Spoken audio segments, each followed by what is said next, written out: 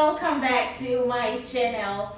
So right now we are like over 1,000, almost 1,200 subscribers. Thank you guys. Like, I can't say thank you enough, and I'm really grateful. Thank you guys. Okay, so today, I thought of like problems that I had when I first started my cake business, like problems I had with recurring and that were frustrating me.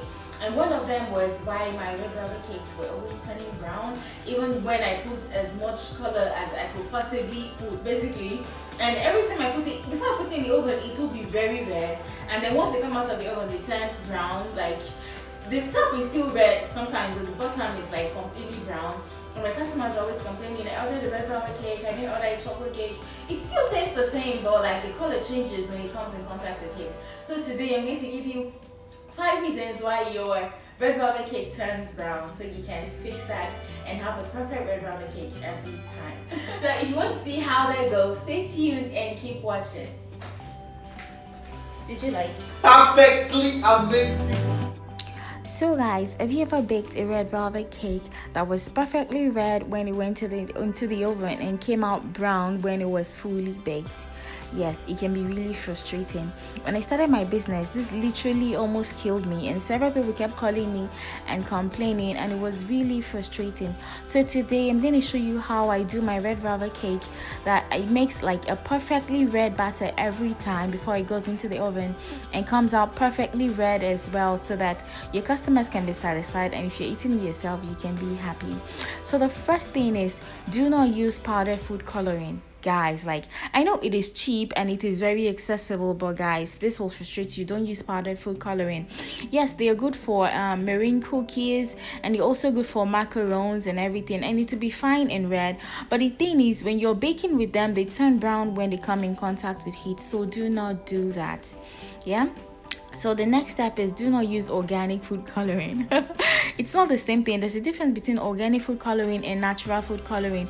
Organic food colorings are like usually made from natural things like beets and stuff. It's not powerful enough to make your red velvet cake still stay red even when it comes in contact with heat. So do not do that. It will stress you the fuck out. So the third reason, guys, and it will make your cake really brown and really dull. Look at these cakes, like the color would be red, but it will be really dull and uninviting, and that is not what you want. So the next thing is, do not use Dutch processed cocoa powder. Use unsweetened natural cocoa powder. There's a difference. Dutch processed are like a lot of things have been added to it, and they're usually perfect for chocolate cakes, but for red velvet cake, it will make your cake unnecessarily brown. Yes, so do not use that. Use natural cocoa powder, and they're usually cheaper. They're cheaper than the Dutch process, and if you use Dutch process, your cake comes out like really brown, and the red doesn't really show well regardless of what kind of food coloring you use. So guys, stay away from Dutch processed cocoa powder and use all natural ones. So okay, your batter will be brown before it goes in, and when it comes out as well, it will be very brown and annoying, and it can be very frustrating. So please don't do that to yourself. So the next thing you want to do is, you want to check the settings of your oven. Yes, so for this, especially made a video on how like your oven affects your baked goods, how it comes out browner or how it comes out darker in color, and I'm going to put the link right up here. It says click on me. Yeah, click on that, so you can know how to put your oven in the right settings and not get this kind of red velvet cakes that the outside is brown and the inside is like red, but it's not really red. It looks like it's chocolate and red velvet together, but it is not. It is just unnecessarily too brown and not well baked because of your oven settings. So the final step is to use gel food coloring. Guys, this is the holy grail. It took me almost 2 years before I could realize this was the secret to the perfect red velvet cake. So look at this. This was me when I was making my red velvet cake. So I just decided to like film it for you guys to see. I don't usually measure the color I use. I just put enough until I'm satisfied with how red it is.